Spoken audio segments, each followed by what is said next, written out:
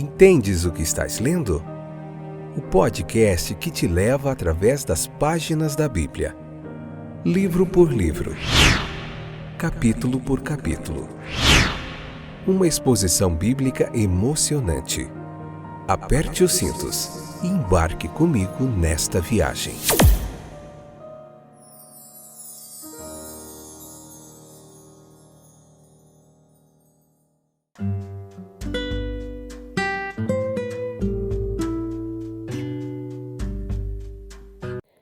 Olá, meus amigos, amigas, companheiros de viagem, através das páginas da Bíblia, com muita alegria que eu volto aqui para nós juntinhos aprendermos mais do texto da Palavra de Deus. Se você interessado em aprender e se aprofundar mais no texto sagrado, na Bíblia Sagrada, você está no lugar certo. Que Deus abençoe grandemente sua vida. Joia demais, eu sou o Fábio e este é mais um episódio do podcast Entendes o que Estás Lendo, onde nós meditamos na Bíblia Sagrada, capítulo por capítulo. Nessa 12ª temporada, especificamente, estamos no livro de Romanos, capítulo por capítulo, passamos um pouquinho da metade, estamos no capítulo 9, parte 4, encerra hoje o capítulo 9, episódio de número 971, e é bênção, joia demais, até aqui nos ajudou o Senhor, por isso estamos alegres. Aí você encontra no Spotify, na Deezer, na Amazon Music, na Apple Podcasts e em milhares de distribuidores de áudios e podcasts esse trabalho pioneiro, que é um comentário bíblico em áudio, feito para você de forma gratuita, à distância de um toque no seu celular. Então escuta, curta, compartilhe no YouTube Studio, em tantos lugares. Deus tem abençoado muitas vidas através desse trabalho. Paulo nos apresenta aqui no capítulo 9, escute os outros episódios, leia a Bíblia, leia o capítulo, depois vem para cá refletir com a gente um pouquinho. Jesus como a pedra de tropeço. O que é isso? Eis que ponho em Sião uma pedra de tropeço, uma rocha de escândalo, e todo aquele que nele crer não será envergonhado. Parece estranho que Jesus, o Salvador dos homens, nos seja apresentado a nós dessa forma. Mas a verdade é que o grande objetivo é nos levar a considerar qual é a nossa própria atitude para com Cristo. Aceitei Jesus como meu Salvador ou estou hesitante em me entregar a Ele? Veja, estou me apegando a Ele como minha rocha de segurança ou estou sendo repelido dele como de uma rocha de escândalo? Não era uma ideia nova, esta que Paulo apresenta aqui, de Cristo ser uma pedra de tropeço. Foi mencionada por Isaías quando disse: ele será por santuário, mas também por pedra de tropeço e por rocha de escândalo para ambas as casas de Israel. Isaías 8,14. O próprio Jesus, ele aludiu à mesma ideia quando disse aos principais sacerdotes e fariseus: nunca lestes nas Escrituras? A pedra que os construtores rejeitaram tornou-se a pedra angular. E acrescentou, para mostrar as consequências nefastas de rejeitá-lo: quem cair sobre esta pedra ficará despedaçado, e aquele sobre quem ela cair será reduzido a pó. Mateus 21, 42, 44. A pedra de tropeço, a rocha de ofensa e a pedra contra a qual os homens caem para a sua própria destruição. Todas elas transmitem a mesma verdade. É uma verdade que traz uma advertência solene: o perigo de rejeitar Cristo. Como é então que os homens tropeçam em Cristo? Cristo é uma pedra de tropeço para muitos por causa da maneira como veio ao mundo. Assim foi quando ele estava na terra. Os homens perguntavam: pode vir alguma coisa boa de Nazaré? E quando ele chegou à sua terra, disseram: de onde lhe vem esta sabedoria e estes poderes miraculosos? Não é este o filho do carpinteiro? e escandalizaram-se nele. Ou tropeçaram nessa dificuldade de sua humilde origem. Contudo, não deveria haver dificuldade, nenhum obstáculo nisso, pois Jesus veio exatamente da maneira e no mesmo lugar que havia sido predito centenas de anos antes. Miqueias havia predito o local de seu nascimento quando falou de Belém. Isaías, a maneira de seu nascimento quando falou do evento milagroso de uma virgem que conceberia e daria à luz um filho. E lhe chamaria Emanuel.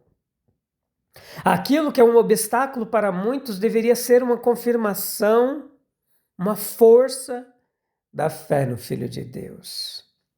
Outros ainda encontram dificuldades no contexto de sua vida diária, pois era principalmente com os pobres, humildes, que ele convivia, comia, bebia com publicanos, pecadores e seus seguidores e discípulos mais íntimos. Eram escolhidos, sobretudo, entre as camadas mais humildes da sociedade.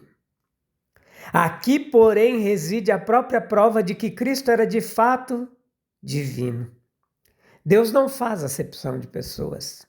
Se Cristo fosse um mero homem com a ambição de fundar um reino terreno, teria buscado a companhia dos poderosos, não teria rejeitado todas as tentativas de torná-lo rei. Mas seu reino não era deste mundo.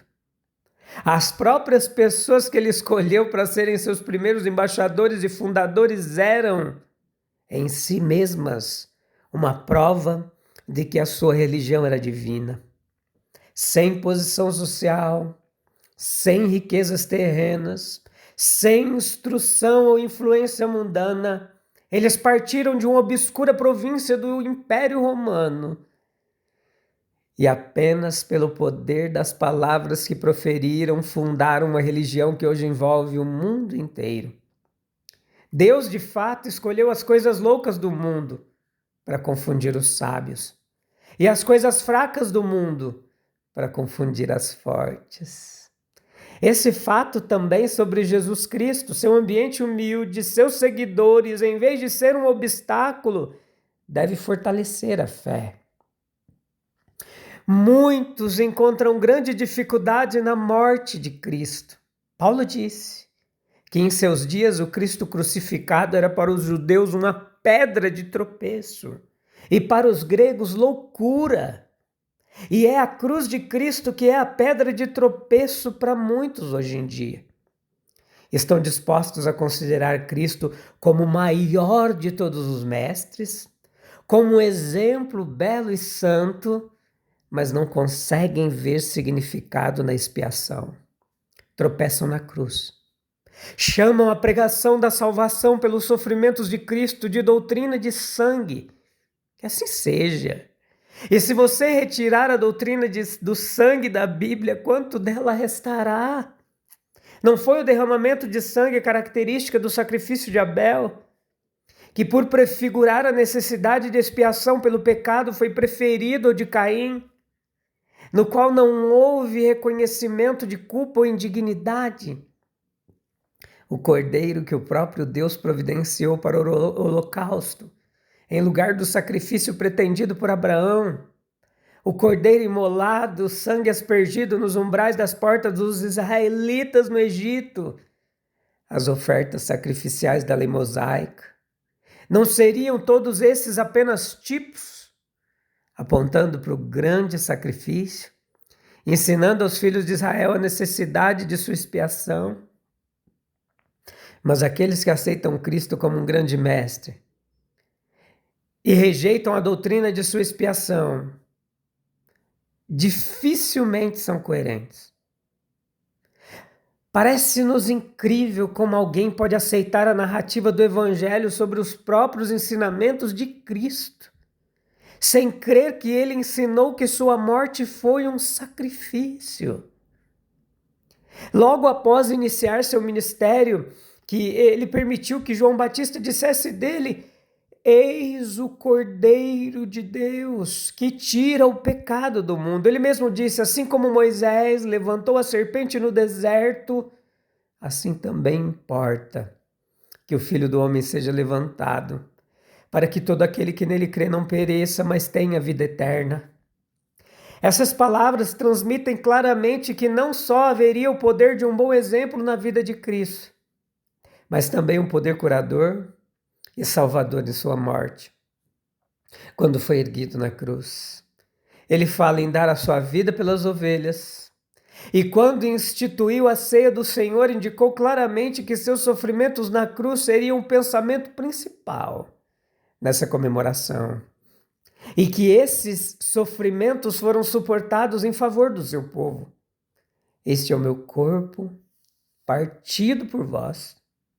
Este cálice é a nova aliança no meu sangue, derramado para a remissão dos pecados. Meus queridos, minhas queridas ouvintes, se os homens tropeçam na cruz, tropeçam no próprio limiar do Evangelho. Sem derramamento de sangue não há remissão. Se os homens encontram dificuldade na cruz, encontram dificuldade na evidência mais convincente dada aos homens, do amor de Deus pelo mundo e do desejo de Jesus Cristo pela sua salvação. Longe de mim gloriar-me, a não ser na cruz de nosso Senhor Jesus Cristo.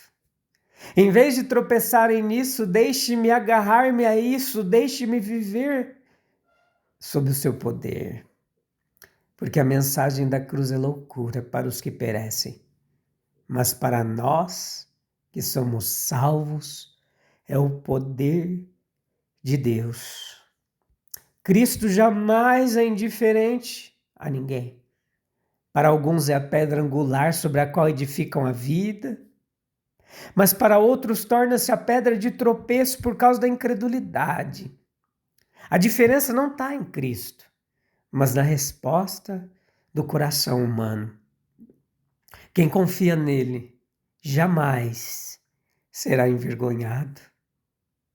Será que temos firmado nossa vida sobre Cristo ou ainda tropeçamos em sua vontade?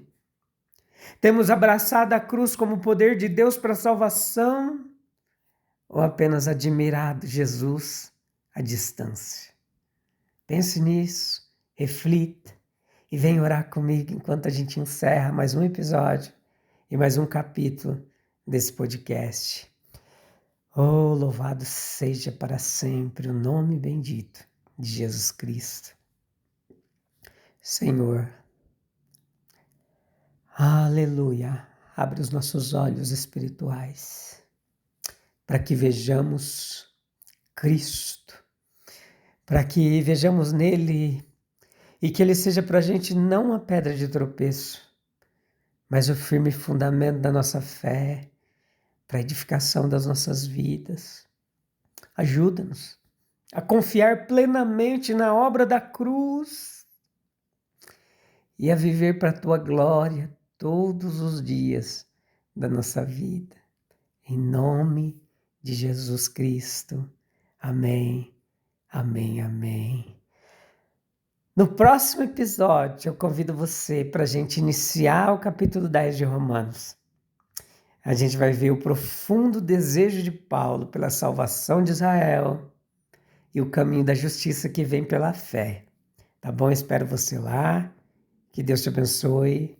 Até breve. Tchau, tchau.